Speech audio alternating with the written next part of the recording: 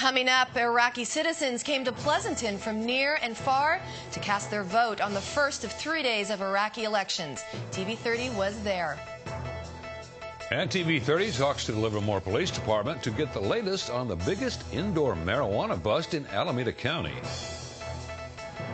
Plus, 11 arrests were made in Pleasanton on Friday night. Find out why. TV30 News starts now. From Tri-Valley Community Television, your award-winning local newscast. TV30 News.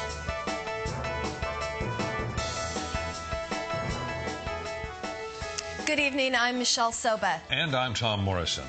Well, hundreds of Iraqis and Iraqi Americans showed up in Pleasanton today to elect a new permanent Council of Representatives in Iraqi's general election. TV reporter Betty Yu was at the Alameda County Fairgrounds in Pleasanton today and tells us what's going on. For many Iraqis and Iraqi Americans, today is a day of hope for a free democratic Iraq.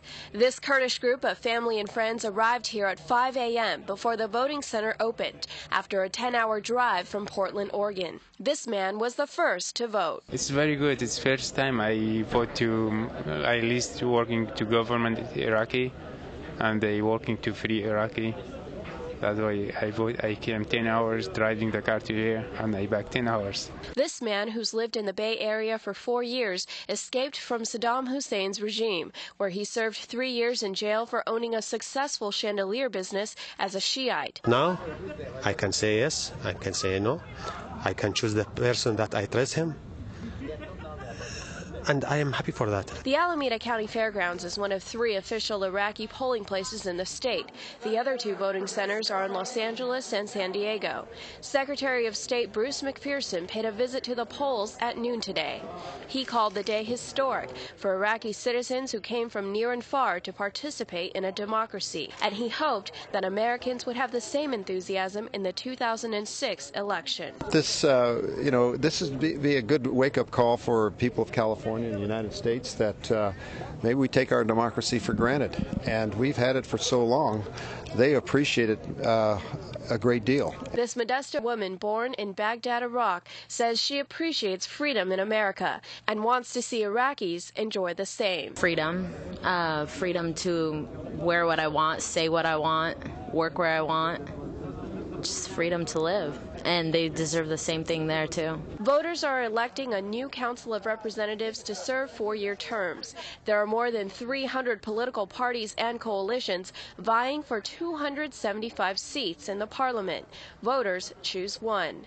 Noreen Camber hopes the new government will give minorities a voice. What I want to happen is, I understand that a democracy majority wins, but the beauty of a democracy is that the rights of its minorities are protected, and I would really like to see the Assyrian Christian people of Iraq have their rights protected in the new and have some representation in this new government. The last 2 elections held last January and this October were to approve an interim government and a constitutional referendum. Poll workers expect 3,000 to 5,000 Iraqi citizens to vote over the next 3 days in Pleasanton. Poll manager Mohammed Salim says he could have never imagined this day would come. It's a celebration day, a festival day for all the Iraqis. Finally, after all these years, we get to do this. It's amazing that in 1 year we're voting like twice now. Who could imagine this? Shakwan Shikani doesn't plan on washing off the purple ink on his finger that indicates he's voted in Iraq's general election. I have a nonprofit organization, so whoever come to my office, they will see me. So sometime do this. Well, as you can see behind me, the line to vote in the Iraqi election has certainly picked up around the noon hour. Voting here has been pretty sporadic since the polls opened at 9 a.m. Now they will stay open from 9 a.m. to 9 p.m. today, tomorrow, and Thursday. And after the polls close at 9 p.m., votes will be counted and sent over to Iraq. In Pleasanton, Betty Yu for TV30. The largest indoor marijuana growing operation in the history of Alameda County was found right here in our backyard. In October, Livermore police were tipped off by a concerned citizen that there was suspicious activity in a warehouse on Bennett Avenue. After attaining a search warrant, close to 1,400 marijuana plants were confiscated, 32 people were arrested, and local officials learned the operation extended into parts of Hayward and San Leandro.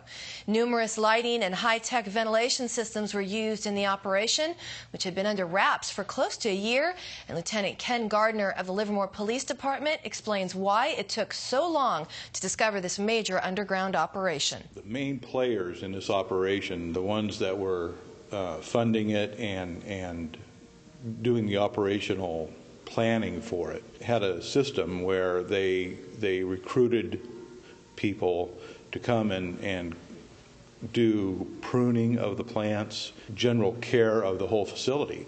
And the way they did that is they had them go to a location near the warehouse. They were transported from that location to the warehouse where the marijuana was being stored and grown in a van that was all blacked out. So these folks had no idea where they were going. Eventually, local officials were forced to call in the Federal Department of Drug Enforcement Administration as money was thinning out.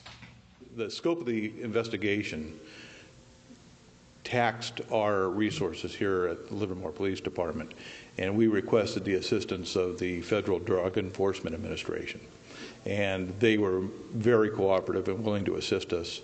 All of the suspects that we arrested are going to be charged federally, and we couldn't have done that without the help and the valuable cooperation between the local agency, the Livermore Police Department, and the Federal Drug Enforcement Administration. We really thank them very much for this. Of the 32 people who were arrested, all were set free except for 3 suspects.